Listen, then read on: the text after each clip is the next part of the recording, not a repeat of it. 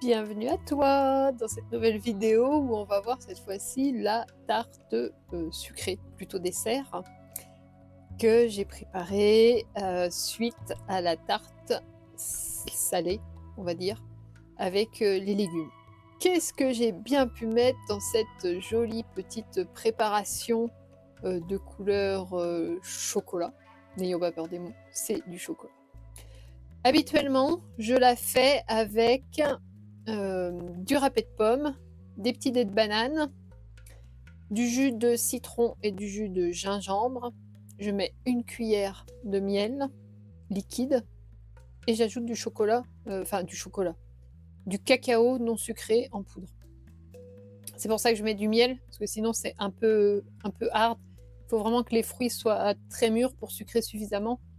Donc je rajoute une petite cuillère de miel. Je mélange tout ça. J'ai mis bien sûr du piment, parce que c'est meilleur avec du piment.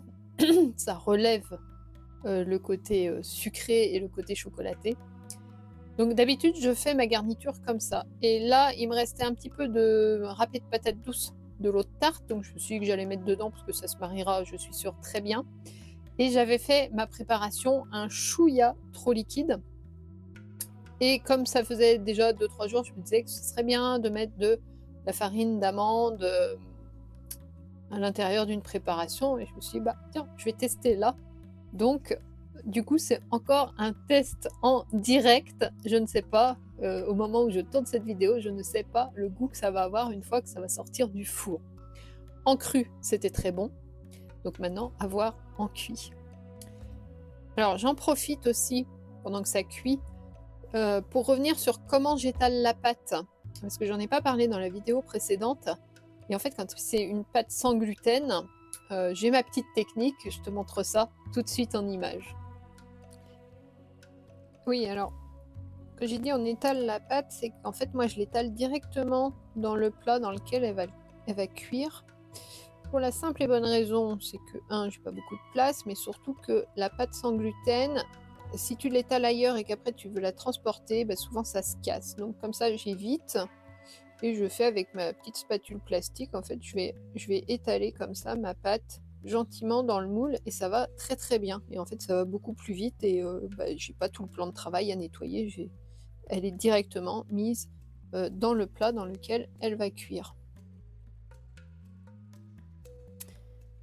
Ma pâte, son petit beurre et la garniture. Alors, tu peux constater que c'est très généreux parce que quitte à se faire une petite tarte dessert, eh ben, autant se faire plaisir. Voilà. Et puis d'abord, je fais comme j'ai envie. Et toi, tu peux faire aussi comme tu as envie sur tes desserts. Et surtout, d'ailleurs.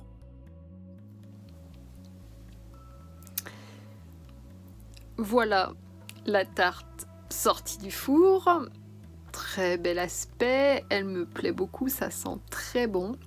Je viens de goûter. J'ai pas les mots. C'est excellent. La texture est excellente. Maintenant, le râpé de patates douces avec le recul, il n'a pas suffisamment cuit, donc c'est un peu croquant. Et forcément, ben, moi, ça ne me convient pas.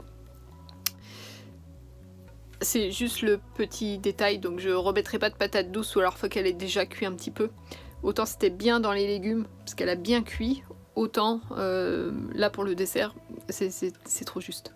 Mais alors, je vais mettre tout de suite au moins la moitié sous clé. sinon je vais tout manger. C'est vraiment, là c'est une tuerie. J'ai pas d'autres mots. Écoute, on se retrouve dans une prochaine vidéo. Là, je vais me régaler tant que c'est chaud.